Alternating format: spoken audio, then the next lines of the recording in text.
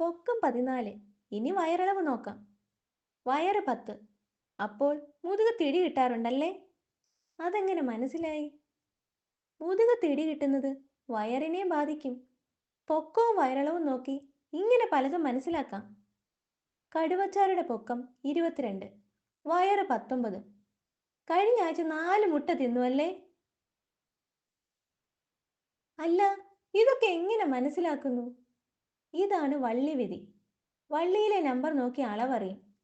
അളവ് നോക്കി വിധി പറയും. എങ്കിലേ നമുക്കിതൊരു ബിസിനസ് ആക്കാം. ഹിഹി. വള്ളി വിധി അളക്കൂ, വിധി അറിയൂ. ഫീസ് 3 മുട്ട. പൊക്കം 13, വയറ് 12. ഏയ്, എനിക്കൊരു വയറേ ഉള്ളൂ. മീൻ തിന്നിട്ടുണ്ടല്ലേ? അത് നിർത്തണം. അത് വെള്ളം കുടിച്ചപ്പോൾ അകത്ത് കയറിയതാ. പൊക്കം 28, വയർ 20. തനിക്ക് കല്ലേറ് കൊണ്ടിട്ടുണ്ടല്ലേ? ആരെങ്കിലും എറിഞ്ഞു കാണും, പക്ഷേ ഞാൻ അറിഞ്ഞിട്ടില്ല. താൻ മുള്ളു പറിച്ചിട്ട് വാ, അല്ലെങ്കിൽ വള്ളി പൊട്ടും. ഇതിലെവിടെയാ തൻ്റെ വയറ്? കൃത്യമായി അടയാളപ്പെടുത്തിയിട്ട് വാ. ഭയങ്കര വെയിൽ, ഞാൻ അകത്തിരിക്കാം.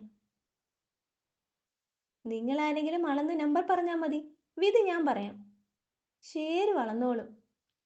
പൊക്കം 18, വയറ് 15. മുട്ട തിന്നുമ്പോൾ പുഴുങ്ങി തിന്നാൻ പറ. പൊക്കം 15, വയറ് 8. തല ചുറ്റിൽ കാണും, വടി കുത്തി നടക്കാൻ പറ. ഒരു വിനോദസഞ്ചാരി വന്നിട്ടുണ്ട്, അളക്കട്ടെ? അളന്നിട്ട് പറ. പൊക്കം 22, വയറ് 38. 38ഓ?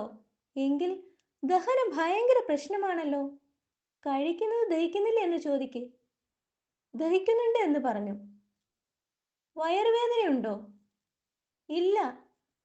അങ്ങനെ വരാൻ വഴിയില്ലല്ലോ, ഇത്രയും വയറളവുണ്ടെങ്കിൽ.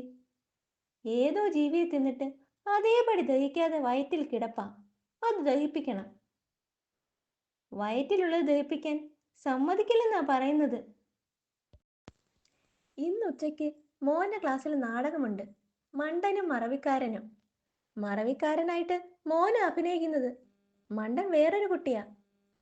ഇവനാ മണ്ടനാവാൻ ബെസ്റ്റ്. രാവിലെ ഒന്ന് പ്രാക്ടീസ് ചെയ്യണം. മണ്ടനായി അഭിനയിക്കാൻ ഒരാൾ വേണം. ശരി, ഓക്കെയാ. രംഗം ഇതാണ്. മണ്ടനും മറവിക്കാരനും കൂടി നടക്കുന്നു. കുറേ നടന്നപ്പോൾ മറവിക്കാരൻ്റെ ഡയലോഗ്: അയ്യോ, ഞാൻ ഭക്ഷണം കഴിക്കാൻ മറന്നു. അത് കേട്ട് മണ്ടൻ ഓടി ഗുഹയിൽ ചെന്ന് ഭക്ഷണം എടുത്തുകൊണ്ട് കൊടുക്കുന്നു. അപ്പോൾ മറവിക്കാരൻ്റെ ഡയലോഗ്: അയ്യോ, ഞാൻ വെയിലത്ത് ചൂടാനുള്ള ഇലത്തൊപ്പി മറന്നു. മണ്ടൻ ഗുഹയിലേക്ക് ഓടി ഇലത്തൊപ്പി എടുത്തുകൊണ്ട് കൊടുക്കുന്നു. ഇതാണ് രംഗം. ഇതാദ്യം പ്രാക്ടീസ് ചെയ്യും. ആദ്യം നടക്കണം. അയ്യോ, നടന്നത് മതി, ഇനി ഡയലോഗ് പറ. ഹാ, പറയുന്നുണ്ട്. തൊപ്പി വേണം. തൊപ്പിയോ? ആദ്യം ഭക്ഷണമാ ചോദിക്കേണ്ടത്.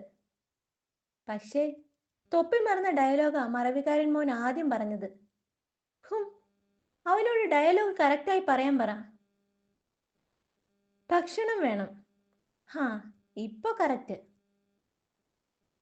ഭക്ഷണം വേണം. ഛേ, പിന്നെയും തെറ്റിച്ചു. ഇനി തൊപ്പിയാ ചോദിക്കേണ്ടത്. ഭക്ഷണ ഡയലോഗ് പലതവണ പറഞ്ഞ് പഠിക്കാനാണെന്ന് പറഞ്ഞു. ഓ, പ്രാക്ടീസ് ആണോ? എങ്കിൽ തരാം. ഹിഹി. ഭക്ഷണം വേണം. ഇതിപ്പോ 8 തവണയായി. ഇനി തൊപ്പിയുടെ ഡയലോഗ് പറയാൻ പറ. മരുന്ന് വേണം. മരുന്നോ? തൊപ്പിയാ ചോദിക്കേണ്ടത്. ഇത്രയും പ്രാക്ടീസ് കഴിഞ്ഞപ്പോൾ വയറുവേദന തുടങ്ങി, അതിനാ മരുന്ന്. പിന്നെ വയറുവേദന കാരണം മറവിക്കാരൻ ഇന്ന് നാടകത്തിന് പോകുന്നില്ല എന്ന് പറയാൻ പറഞ്ഞു. അതുകൊണ്ട് തൊപ്പി ഡയലോഗ് ഇനി വേണ്ട. ഏ, സൂത്രനെ ഇന്ന് കണ്ടില്ലല്ലോ. അയ്യോ, ഹാവ്. ഏ, സൂത്രന്റെ കരച്ചിൽ. സൂത്ര, സൂത്ര. ഏ, ശേരു. ഹാവ്, തന്റെ ശബ്ദം കേട്ടപ്പോ എന്തൊരാശ്വാസം. ഏ, ആണോ? സൂത്ര, സൂത്ര, സൂത്ര. ഏ, എന്താണോ ഇത്? ആശ്വസിപ്പിച്ചതാ. താനല്ലേ പറഞ്ഞത് എൻ്റെ ശബ്ദം കേട്ടാൽ ആശ്വാസം കിട്ടുമെന്ന്. എടോ, നിന്ന് നിലവിളിക്കാതെ താൻ എന്നെ രക്ഷിക്കാൻ നോക്ക്. ഏ, രക്ഷിക്കാനോ? പിന്നല്ലാതെ. ഞാൻ ഇവിടെ പെട്ടുകിടക്കുന്നത് താൻ കണ്ടില്ലേ? കണ്ടില്ല, നല്ല ഇരുട്ടാ. എടോ, ഇതൊരു ഇടുങ്ങിയ തുരങ്കമാ. ഞാൻ ഇതിനകത്ത് വീണു. തിരിച്ചു കയറാൻ നോക്കിയപ്പോൾ സ്റ്റക്കായി. ഒന്ന് നേരെ നിൽക്കാൻ പോലും സ്ഥലമില്ല. മുതുകുളുക്കി. പക്ഷേ ഞാൻ ഇറങ്ങി വന്ന് രക്ഷിക്കണോ? ഇറങ്ങിയാൽ താനും കുടുങ്ങും. വേറെ വഴി നോക്ക്, വല്ല വള്ളിയോ മറ്റോ. നോക്കാം. ഷോ, ആ മണ്ടം പോയിട്ട് നേരം കുറെ ആയല്ലോ. കാട്ടുമുത്തപ്പനെ വിളിക്കാം, അതേ ഇനി രക്ഷയുള്ളൂ. സൂത്ര, വള്ളി കിട്ടി. ഏ, താൻ എങ്ങനെ കയറി? കൂട്ടുകാർ സഹായിച്ചില്ലെങ്കിൽ കാട്ടുമുത്തപ്പൻ സഹായിക്കും. പറ്റുമെങ്കിൽ താൻ എന്നെ വൈദ്യരുടെ അടുത്തെത്തിക്ക്. കുഴിയിൽ വളഞ്ഞു കിടന്ന് മുതുകുളുക്കി. വൈദ്യര് സ്ഥലത്തില്ല. ഒരു VIP പേഷ്യന്റിനെ നോക്കാൻ പോയി. ഏ, അതേത് പേഷ്യന്റ്? കാട്ടുമുത്തപ്പനാ. തുരങ്കത്തിൽ കുടുങ്ങിയ ഏതോ മണ്ടൻ വിളിച്ചപ്പോ അതിനകത്ത് പ്രത്യക്ഷപ്പെട്ടതാ. മുതുകുളുക്കി. സൂത്ര, ഏതോ ഒരു കരടി ഈ അപ്പൂപ്പനെ അടിച്ചു വീഴ്ത്തിയെന്ന്. എതിരെ വന്നപ്പോ വഴി മാറി കൊടുക്കാത്തതിനാ. ഏ, വഴി മാറി കൊടുക്കാത്തതിന് അടിയോ? അത് കൊള്ളാമല്ലോ. കൊള്ളാമെന്നോ? എന്തിനാ ചുമ്മാ തല്ലുകൊള്ളുന്നത്? തല്ലുകൊള്ളാമെന്നല്ല, ഇതിനെതിരെ പ്രതികരിക്കണമെന്ന്. അതെ, എതിരെ വരുന്നവൻ തല്ലുന്നതിനെതിരെ പ്രതികരിക്കണം. എന്താ പ്രശ്നം? ഒരു കരടി ഈ അപ്പൂപ്പനെ വെറുതെ തല്ലി. ഒരു കരടിയല്ല, ഏതോ ഒരു കരടി. കൊണ്ടാൻ എന്ന കരടിയുടെ പേര്. ഈ പ്രശ്നത്തിനെതിരെ നമ്മൾ പ്രതികരിച്ചേ തീരൂ. അതെ, പ്രതികരിച്ചാൽ പ്രശ്നം തീരും. ഒരു മീറ്റിംഗ് സംഘടിപ്പിക്കാം. അനീതിക്കെതിരെ ശബ്ദം ഉയർത്തണം. എങ്കിൽ നല്ല ശബ്ദമുള്ളവരെ മീറ്റിങ്ങിന് വിളിക്കാം. സുഹൃത്തുക്കളെ, കൊണ്ടാൻ കരടി കാരണമില്ലാതെ തല്ലിയതിനെതിരെ പ്രതികരിക്കാനാണ് നമ്മൾ. കാരണമുണ്ട് സൂത്ര, എതിരെ വന്നതാ കാരണം. ശിശ്, താ മിണ്ടാതിരി. നമ്മൾ ഈ മീറ്റിംഗ് വിളിച്ചു കൂട്ടിയിരിക്കുന്നത് ഓരോരുത്തരായി ഇവിടെ വന്ന് അഭിപ്രായം പറയണം. തല്ലിയ കൊണ്ടാൻ കരടിക്ക് കഴിഞ്ഞ ആഴ്ച തല്ല് കിട്ടിയിട്ടുണ്ട്, ഞാൻ കണ്ടതാ. എങ്കിൽ അതിനെതിരെ പ്രതികരിക്കണം. ആരാ തല്ലിയത്? കർമ്മറു കടുവ. ഏത്? ബബബന്റെ തൊഴി കിട്ടിയ കർമ്മറുവോ? അതെ. ഏ, ബബബൻ തൊഴിച്ചോ? എങ്കിൽ അതിന് പ്രതികരിക്കണം. ബബബനും കണക്കിന് കിട്ടി. മിനിഞ്ഞാന്നുറങ്ങുമ്പോൾ തേനീച്ച കുത്തി. ആഹാ, എങ്കിൽ തേനീച്ച കുത്തിനെതിരെ പ്രതികരിക്കണം. തേനീച്ച കൂട്ടിൽ മാങ്ങേണ്ടി എറിഞ്ഞാൽ തേനീച്ച ഇളകാതിരിക്കുമോ? അല്ല പിന്നെ. ഓഹോ, എങ്കിൽ മാങ്ങേണ്ടി എറിനെതിരെ പ്രതികരിക്കണം. ആരാ എറിഞ്ഞത്? ഈ അപ്പൂപ്പനാ. ആഹാ, എങ്കിൽ പ്രതികരിക്കടാ വേഗം. ഠേ, ഠും, ധുക്, ഹമ്മോ. ഇതിനെതിരെ പ്രതികരിക്കണോ സൂത്ര? പൊത്തൊരുമ. വിലപിടിച്ച സാധനങ്ങൾ പൊത്തിൽ സൂക്ഷിക്കുന്ന പദ്ധതി.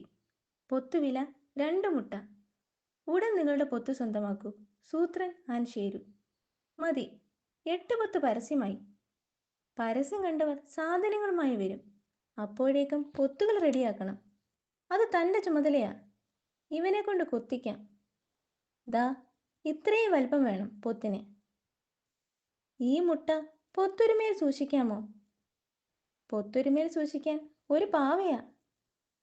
അയ്യയ്യോ, പൊത്ത് റെഡിയാവും മുൻപ് ആളുകൾ വന്നു തുടങ്ങി. പൊത്തുണ്ടാക്കിയിട്ട് പരസ്യം കൊടുത്താൽ മതിയായിരുന്നു. പരസ്യം മായ്ച്ചു കളഞ്ഞാലോ? അത് വേണ്ട, വേറെ വഴിയുണ്ട്. ചേട്ടാ, ഇഷ്ടമുള്ള മരം തിരഞ്ഞെടുത്തോ, അതിൽ പൊത്തുണ്ടാക്കി തരാം. സൂക്ഷിക്കുന്ന സാധനം എപ്പോൾ വേണമെങ്കിലും വന്ന് എടുക്കാം. ഈ മരം മതി. എനിക്കിതിൽ മതി. ഓക്കെ, പേരെഴുതാം. പൊത്ത് പിന്നെ ഉണ്ടാക്കാം. പേര് നോക്കി സ്വന്തം പൊത്ത് തിരിച്ചറിയാം. പൊത്തിൽ സൂക്ഷിച്ചോ, ദുഃഖം വരില്ല. അതെന്താ? സൂക്ഷിച്ചാൽ ദുഃഖിക്കേണ്ട എന്നല്ലേ? മരുന്നാ, പൊത്തിൽ സൂക്ഷിക്കാനാ. ഓക്കെ, പേരും മരവും പറ. പൊത്തുണ്ടാക്കട്ടെ, മരുന്ന് അകത്തൊഴിച്ചു സൂക്ഷിക്കാം. എൻ്റെ മോനാ, മഹാവികൃതിയാ. വൈകുന്നേരം വരെ പൊത്തിൽ സൂക്ഷിക്കാമോ? ജീവനുള്ള ഐറ്റംസ് സൂക്ഷിക്കില്ല. പോത്തിനെ എരുമയെ ഒന്ന് കാണാൻ വന്നതാ. പോത്തു എരുമയല്ല, പൊത്തൊരുമ. ഹഹ.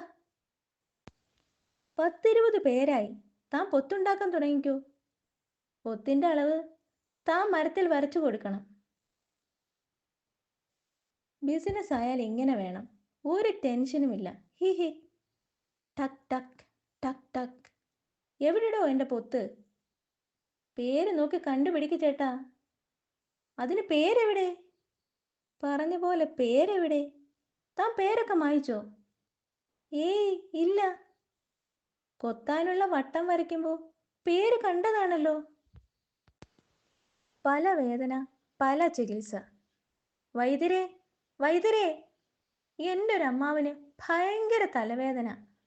കാല് രണ്ടും കൂട്ടിക്കെട്ടി 10 അടി പൊക്കത്തിൽ കെട്ടിത്തൂക്ക്. തലയ്ക്കകത്ത് ചോരയോട്ടമുണ്ടാവും. തലവേദന മാറും. വൈദ്യരേ, വൈദ്യരേ, എൻ്റെ വേറൊരമ്മാവന് കാലിൻ്റെ മുട്ടിന് വേദന. 2 കൈയും കൂട്ടിക്കെട്ടി 10 അടി പൊക്കത്തിൽ കെട്ടിത്തൂക്കിക്കോ. വൈദ്യരേ, വൈദ്യരേ, എൻ്റെ വേറൊരമ്മാവന് വയറുവേദന. തനിക്ക് എത്ര അമ്മാവന്മാരുണ്ടടോ? ഒരു കല്ലെടുത്ത് കുറച്ചു നേരം വയറ്റത്ത് കെട്ടിവെക്കാൻ പറ. വൈദ്യരേ, പിന്നെ ഒരമ്മാവന് നടുവിനൊരു വേദന. വളയാത്തൊരു വടിയെടുത്ത് തലയും കാലും ചേർത്ത് കെട്ടിവെച്ചോ, നടുവേദന മാറും. എന്നാ പിന്നെ പോയിട്ട് വരാം. വൈദ്യരേ, വൈദ്യരേ, അഴിച്ചു വിടാറായോന്നറിയാൻ വന്നതാ. അമ്മാവന്മാരുടെ കാര്യമല്ലേ? ഹാ, ഞാനൊന്ന് വന്ന് നോക്കട്ടെ. അയ്യോ, വൈദ്യര് വരണ്ട. ഏ, അതെന്താ? അത് അത് സത്യം പറഞ്ഞാലേ അമ്മാവന്മാർക്കല്ല അസുഖം, എൻ്റെ ഒരു ചെങ്ങാതിക്കാ. തലവേദന, നടുവേദന എന്നൊക്കെ പറയാൻ മൂപ്പർക്കൊരു നാണക്കേട്. അതാ പേര് മാറ്റി പറഞ്ഞത്. അയ്യയ്യോ, വാ നോക്കാം. വേദന കുറവുണ്ടോ സൂത്ര? അലങ്കരിച്ച സമ്മാനം. നാളെ എൻ്റെ പിറന്നാളാ. എൻ്റെ പിറന്നാളിന് താൻ എനിക്കെന്താ സമ്മാനം തരുന്നത്? സമ്മാനം, സമ്മാനം. തൻ്റെ പിറന്നാളിന് ഞാൻ തനിക്കൊരു കലക്കൻ എലിനക സമ്മാനം തന്നില്ലേ? ശരിയാ. എന്നാലേ ഞാൻ തനിക്ക് എലിപ്പല്ല് കൊണ്ടുതരാം. ശേ, നാണക്കേട്. അതൊന്നും പോരാ. എന്നാ പിന്നെ പാറ്റയുടെ ചിറകു മതിയോ? No no. ഒച്ചിൻ്റെ കൊമ്പായാലോ? അതൊക്കെ മഹാ ബോറാടോ. തിന്നാൻ പറ്റുന്ന വല്ലതും വേണം, ജീവനുള്ളത്. എന്താ അത്ര വലിയ ആലോചന? സമ്മതിച്ചോ? സമ്മതിച്ചു. He he. നാളെ കാലത്ത് ഞാൻ എണ്ണീറ്റ് വരുമ്പോ ദാ ഇവിടെ കാണണം സമ്മാനം, കേട്ടല്ലോ? സമ്മാനമായതുകൊണ്ട് നല്ല അടിപൊളിയായി അലങ്കരിക്കണം. He he. അങ്ങനെ ഒരു ദിവസം ആ മണ്ടന്റെ ചിലവിൽ തീറ്റ ഉറപ്പായി. ഹാവു, നേരം വെളുത്തല്ലോ. ഷേരുവിന്റെ സമ്മാനം വന്നു കാണും. ഏ, എന്താണാവോ അത്? ചി, ചീഞ്ഞ 4-5 പഴം, അതും ആമത്തോടിനകത്ത്. ഇതാണോ സമ്മാനം? അയ്യേ, പുഴു. ഓ, ജീവനുള്ളത് വേണമെന്ന് പറഞ്ഞത് കൊണ്ടായിരിക്കും. ഷോ, ഇവനോടൊക്കെ പറഞ്ഞ നേരത്ത് 4 ഈച്ചയെ പിടിക്കാമായിരുന്നു. എങ്ങനെയുണ്ട് സൂത്ര സമ്മാനം? ഓ, വന്നു. ഇത്ര വേഗം ആമയെ തിന്നു കഴിഞ്ഞോ? ആമയോ? എന്നെ കണ്ടപ്പോഴേ ആമച്ചാര് തല വലിച്ചു. ഞാൻ വിടുമോ? എടുത്തങ്ങ് കൊണ്ടുവന്നു. പഴവും ഇലയും ഭംഗിക്ക് വെച്ചതാ. എടോ, നമ്മൾ വിചാരിക്കുന്ന പോലൊന്നുമല്ല. സൂത്രനാണ് നല്ലവനാ. ആ ദുഷ്ടൻ ചേരു എന്നെ പിടിച്ച് സൂത്രന് കൊണ്ട് കൊടുത്തു. സൂത്രൻ എന്നെ വെറുതെ വിട്ടിടോ. മാന്ത്രിക കരിക്ക്. ഗുളു ഗുളു. ഏ, വെള്ളം. അത് ശരി, ഇവിടെ ഒരു കുളമുണ്ടല്ലേ. കലക്കൻ സൂത്രമുണ്ട്. ആ മണ്ടൻ ചേരുവിനെ ഒന്ന് പറ്റിക്കാം. മുളംകുഴല് ഇതിനകത്തിരിക്കട്ടെ. ഈ കരിക്ക് തുളച്ചെടുക്കാനാ പാട്. ഹാ, ഇത് മതി. ക്ലീൻ. ഇനി ശേരുവിനെ വിളിക്കാം. ഏ, വെള്ളം തീരാത്ത കരിക്കോ? അതേന്നേ, വാ കാണിച്ചു തരാം. വലിച്ചു വലിച്ചു കുടിച്ചു. കരിക്ക് പൊക്കരുത്, മാന്ത്രിക ശക്തി പോകും. വയറ് പൊട്ടാറായടോ, എന്നിട്ടും വെള്ളം തീർന്നില്ല. മാന്ത്രിക കരിക്ക, സൂത്രം കണ്ടുപിടിച്ചതാ. ഓടിവാ, ഓടിവാ. രുചി കുറവാ, എന്നാലും വണ്ടർഫുൾ. കൂട് കൈ, താനല്ലേ മാന്ത്രിക കരിക്ക് കണ്ടുപിടിച്ചത്? എനിക്കും വേണേ. കൺഗ്രാറ്റുലേഷൻസ്, ഞങ്ങളും കുടിച്ചു. ഷോ, ഒരു കാട്ടില് ഇത്രയും മണ്ടന്മാരോ? ഞാൻ കേട്ടത് ശരിയാണോ? താനാണോ അത് കണ്ടുപിടിച്ചത്? ഷോ, ഈ ആരാധകരെ കൊണ്ട് തോറ്റു. അതേ. ആഹാ. ഠപ്. ഇനി ഞാൻ എങ്ങോട്ട് പോകുമെന്ന് പറ. എല്ലാം കൂടി കുടിച്ച് കുളം വറ്റിച്ചില്ലേ?